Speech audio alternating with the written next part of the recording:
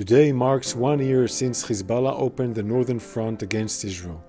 In an unprovoked attack, Hezbollah began firing at Israel. Right, jumping right in, we're tackling the Middle East today, specifically this escalation between Israel and Hamas. It's been, a year since those October 7th attacks, and things seem to be getting worse, not better. Yeah, a year, it's hard to believe, isn't it? I mean, even for someone like me, who studies this conflict, those attacks were, they were a turning point, a really dark one. We're not just talking about another flare-up here. Right, those attacks really shifted the landscape. Exactly, they really did. It's like they ripped open old wounds and then, just poured salt right in.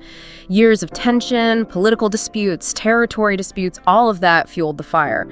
And to be clear, this isn't just about Israel and Hamas, even though that's our focus today. This is a regional powder keg. Yeah, and right now we're seeing this two-front conflict, Gaza and southern Lebanon. Let's start with Gaza, where Israeli airstrikes are targeting Hamas. Yeah. But the civilian casualties are really, it's just awful. Yeah, it's a humanitarian catastrophe. There's really no other way to put it. And it feeds this cycle, right? Gaza's been under blockade for years. The people there are they're stuck. Poverty, violence, despair. I think when we talk about Hamas, we need to keep that context in mind. These people feel abandoned, and Hamas operates within that void. Absolutely. I mean, not to excuse what Hamas is doing, yeah, but to really understand the situation, we need to see the full picture. Exactly. It's all connected. And speaking of connections, Lebanon adds another layer to all of this, right? Israel just struck, over 120 Hezbollah positions. That's a serious escalation. Huge escalation. We can't talk about Hezbollah without talking about Iran, their main backer. Yeah. It's like every time we think things can't get more tense, they do. So what does this escalation in Lebanon mean for the region as a whole? Honestly, it's like playing with fire. Very, very dangerous. Hezbollah has always been this. Thorn in Israel's side, right? It adds fuel to the fire. And then you have to think about Lebanon itself, a country already dealing with its own share of problems. This just drags them further into the conflict. So where do we go from here? Is there any hope for a peaceful resolution? If history has taught us anything about this region, it's that predictions are, you're likely to be wrong.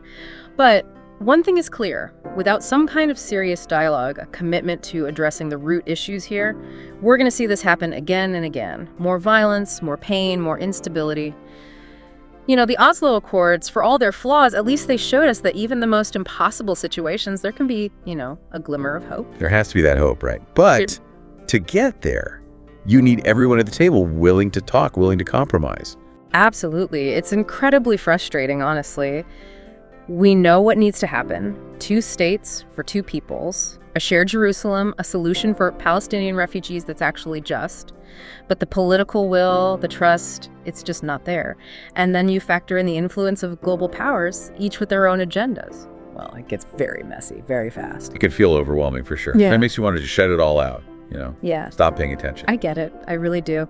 But we owe it to ourselves and to the people whose lives are being ripped apart by this to stay informed, to stay engaged. Because fighting for peace, even when it feels impossible, that's the most important fight there is. That's a powerful thought.